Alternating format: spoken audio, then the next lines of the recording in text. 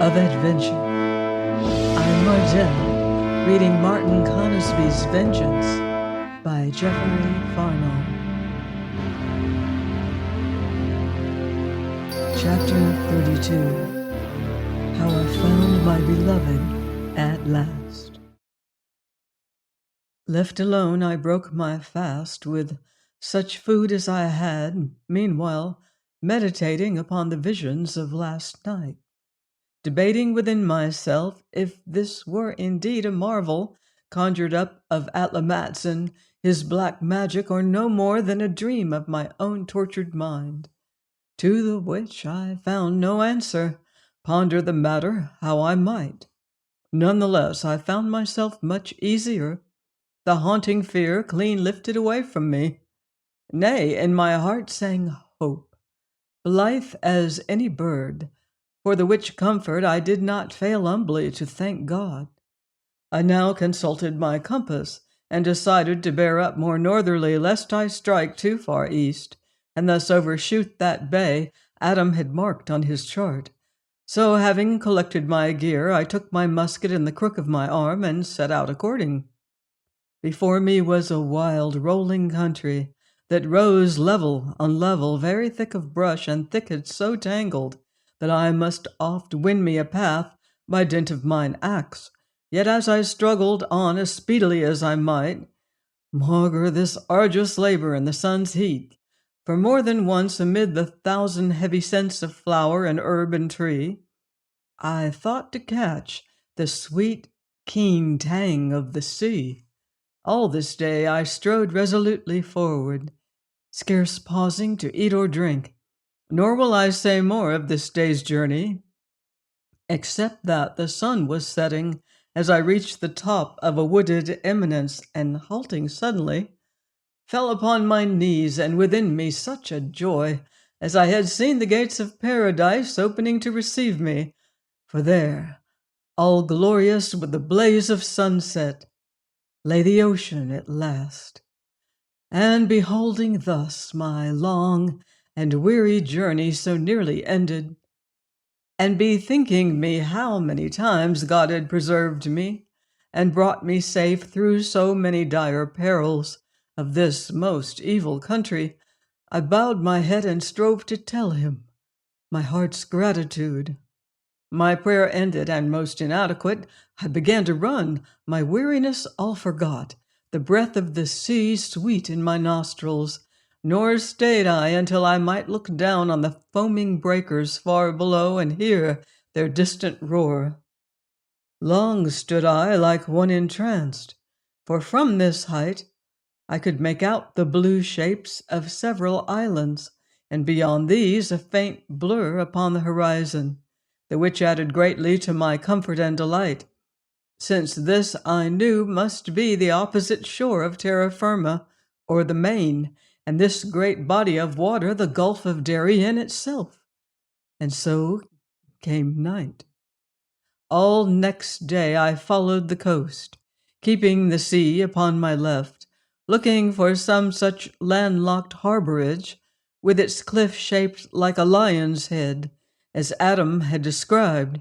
Yet though I was at great pains, and no small risk to my neck, to peer down into every bay I came upon, nowhere did I discover any such bay or cliff as bore out his description. Thus night found me eager to push on, yet something despondent and very weary. So I lighted my fire and ate my supper, harassed by a growing dread, lest I was come too far to the east after all. And presently up came the moon in glory. Indeed, never do I remember seeing it so vivid bright, its radiance flashing back from the waters far below, and showing tree and bush and precipitous cliff very sharp and clear. Upon my left as I sat, the jagged coastline curved away out to sea, forming thus the lofty headland I had traversed scarce an hour since, that rose sheer from the moon-dappled waters, a huge shapeless bluff. Now, after some while, I arose, and seeing the moon so glorious, shouldered my gun, minded to seek a little further before I slept. I had gone thus but a few yards, my gaze now on the difficult path before me, now upon the sea, when chancing to look towards the bluff I have mentioned, I stopped to stare amazed.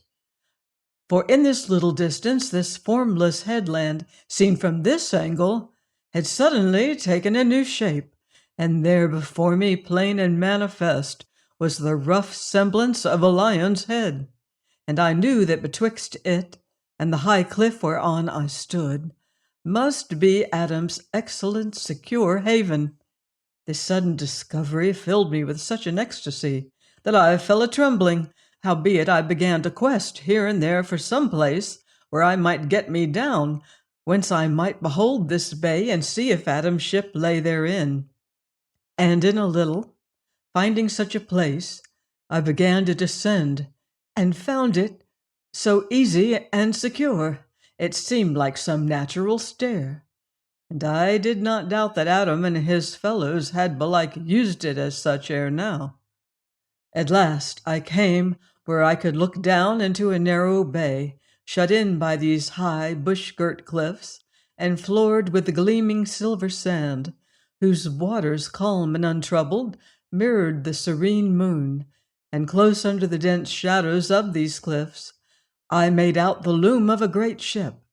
Hereupon I looked no more, but gave all my attention to hands and feet, and so slipping and stumbling in my eagerness, got me down at last, and began running across these silvery sands. But as I approached the ship, where she lay now plain in my view, I saw her topmasts were gone, and beholding the ruin of her gear and rigging, I grew cold with sudden dread, and came running. She lay upon an even keel, her forefoot deep buried in the shifting sand that had silted about her with the tide, and beholding her paint and gilding blackened and scorched by fire, her timbers rent and scarred by shot, I knew that this fire-blackened, shattered wreck would never sail again. And now as I viewed this dismal ruin, I prayed this might be some strange ship, rather than that I had come so far a-seeking, and so praying, waded out beneath her lofty stern, the tide being low, and gazing up read as much of her name as the searing fire had left. D-E-L-A-N-C-E.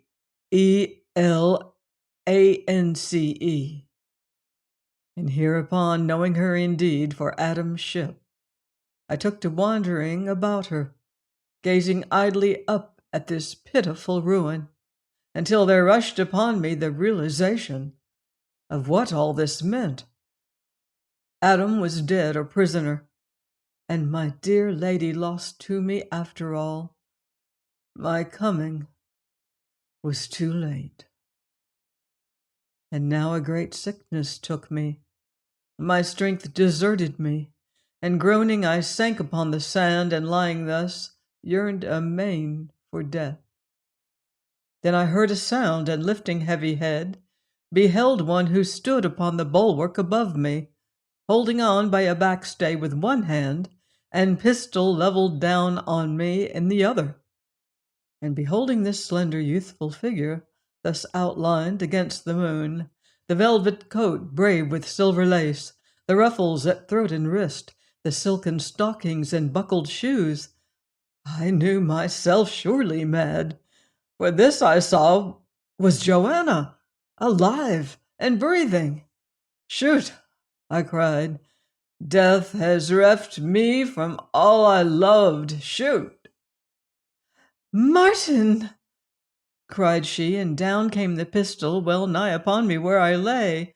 "Oh, dear, kind God, 'tis Martin!" "Joan?" said I, wondering. "Damaris?" "Beloved!" I was on my feet and heaving myself up by means of the tangle of gear that hung from the ship's lofty side. I sprang upon the deck and fell on my knees to clasp this lovely, trembling youth in my hungry arms, my head bowed against this tender woman's body. lest she see how I wept out of pure joy and thankfulness. But now she raised my head, and thus I saw her, weeping also, felt her tears upon my face. And now she was laughing, albeit she wept still, her two hands clasping me to her. Such a great, fierce, wild man, she sobbed, and then, my man, and stooping she kissed me on the lips. But as for me, I could but gaze up at her in rapture, and never a word to say. Then she was on her knees before me, and thus we knelt in each other's fast clasping arms.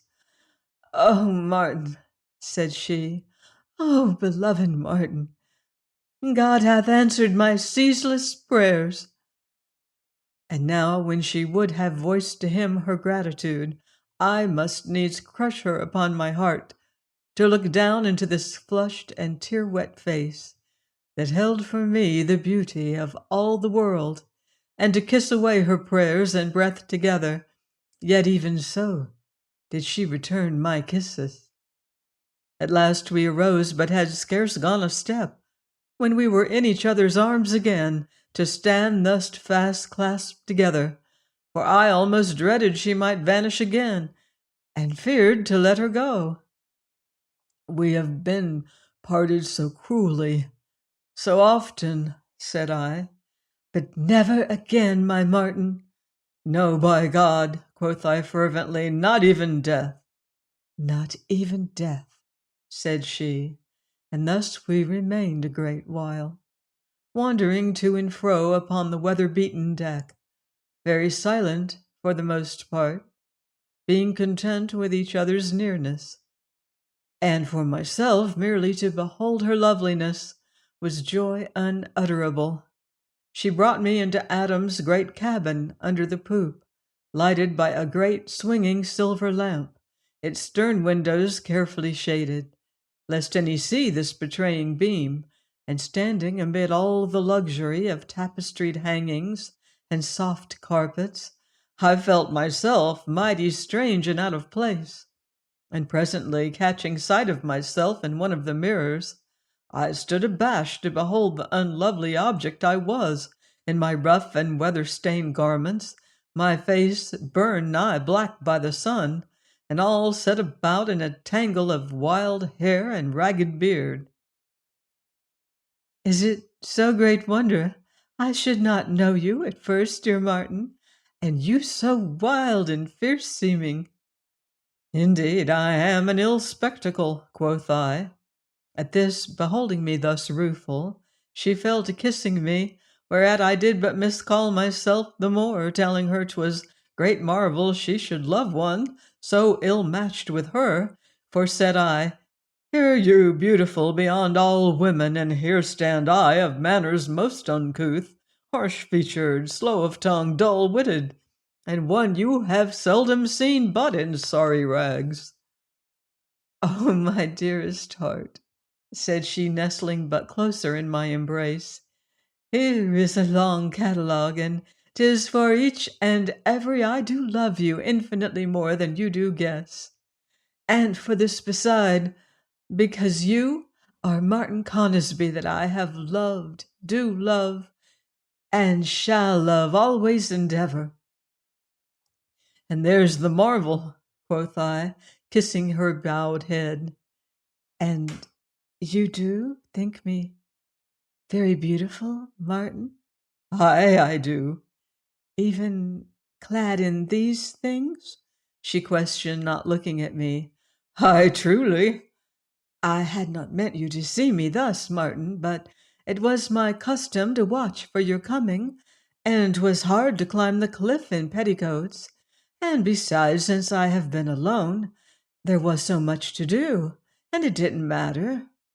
"Aye, but how came you alone? What of Adam and the rest?" "Nay, 'tis long story."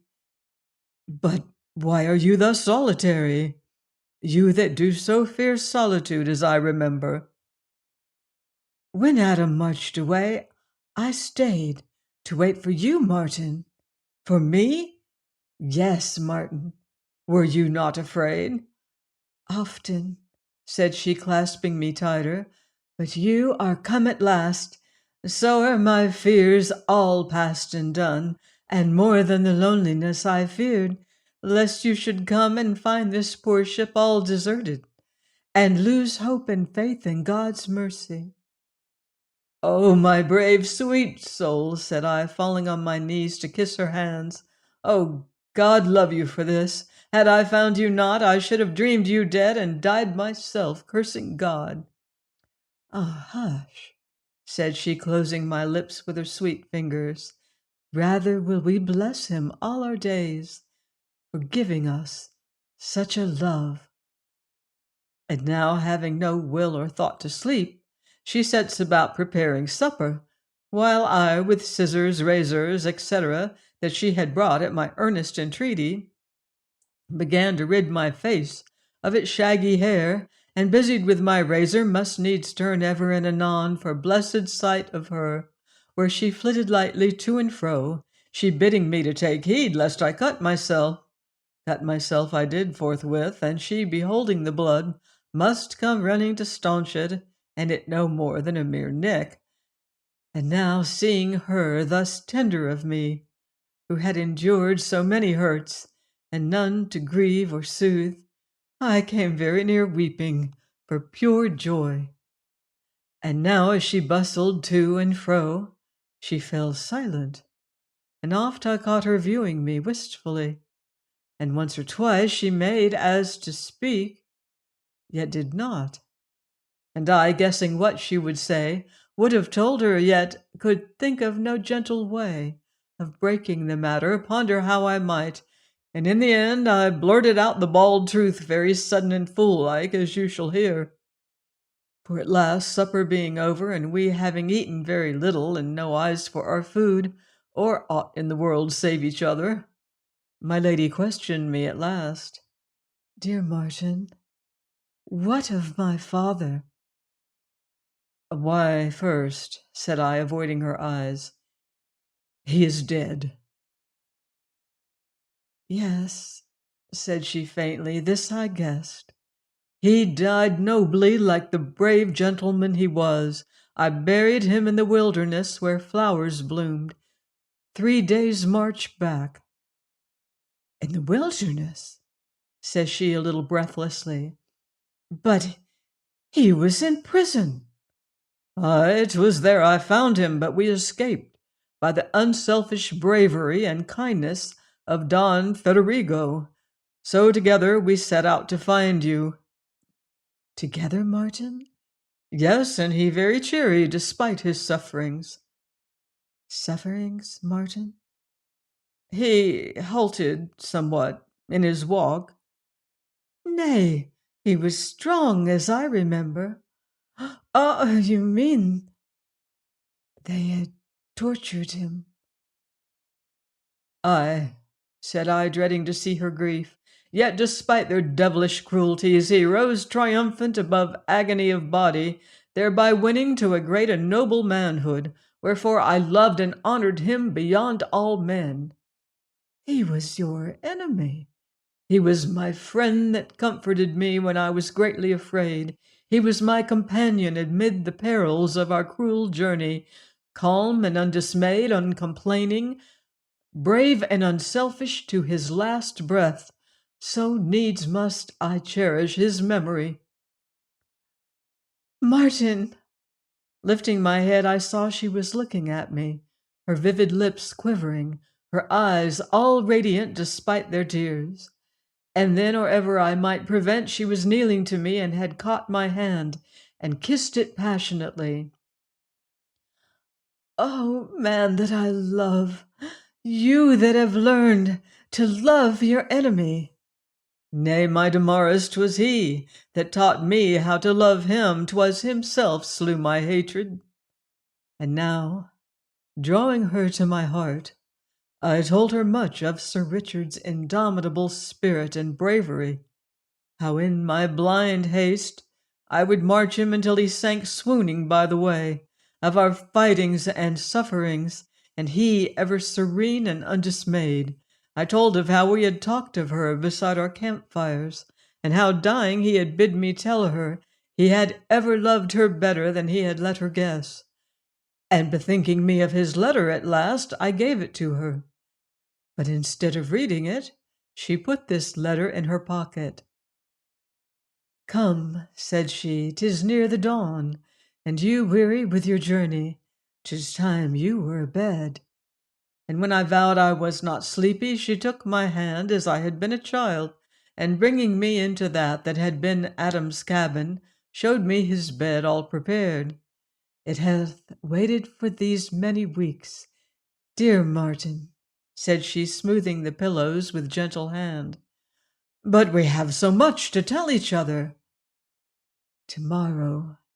Hereupon she slipped past me to the door, and stood there to shake admonishing finger. "Sleep," said she, nodding her lovely head, mighty determined, "and scowl not, naughty child.